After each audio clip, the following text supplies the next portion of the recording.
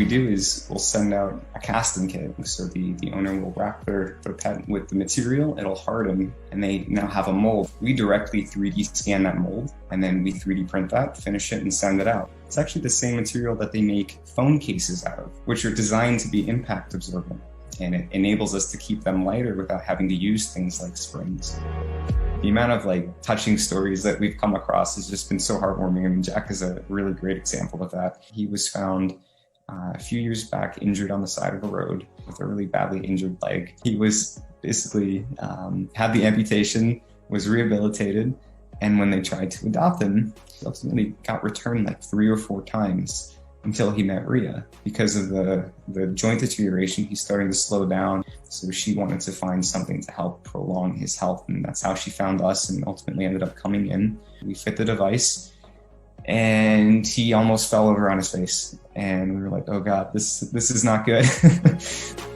They didn't give up, and that's the most important part, right? Sometimes the owner will get frustrated or start to lose hope, and that's when there really is no hope for the animal. But she put it on every single day for 3 weeks. They would put it on for 10, 15 minutes at a time. And by the next time he came in, he was running and galloping around the office. It was just the most amazing feeling to see that. And it gives us so much hope for when other people say, hey, my dog's not getting the hang of it just yet. And I'm like, well, how long's it been? A few days. Got to give it time. You have to be positive. You have to reinforce it with treats. And Jack to us has just been the symbol of that hope and the symbol of what's possible, just seeing how far he's come with the device.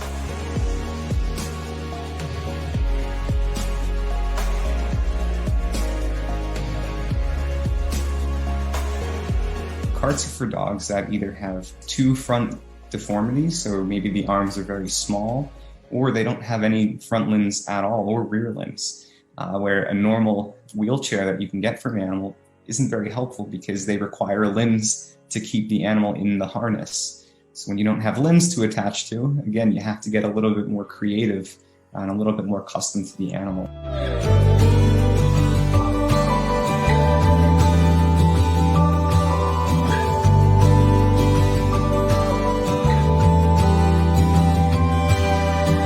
There's many animal sanctuaries that rescue injured and disabled animals. A really good example is Goats of Anarchy in New Jersey. They're local to us, and for years they've been rescuing ultimately goats that just they just haven't had a home anywhere else because they're injured or they're disabled. Nobody really wanted them. We did a helmet for one of their goats who was born with a hole in his skull. So basically the brain was exposed under the skin, and every few months we go back and make a new one because he's growing so fast. We've also done some birds. Waddles the duck. I mean, this was just an incredible one because this was our first duck case.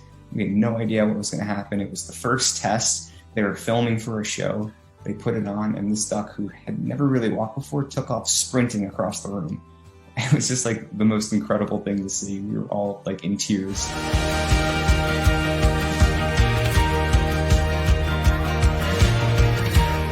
We just have so many amazing people and animals that we've met through working in this industry. Everything from animal sanctuaries where they're rescuing hundreds of animals, and just the amazing families we meet all around the world and getting to help their pets. And it's very emotional for a lot of people. I mean, there are many cases where their pet, they literally can't move without a device. We like to serve the cases that previously haven't been able to be serviceable just because of a lack of technology or a lack of know-how. I mean, those are our favorite cases when we can do something that everyone else said wasn't possible, because it's just so emotional and rewarding for us.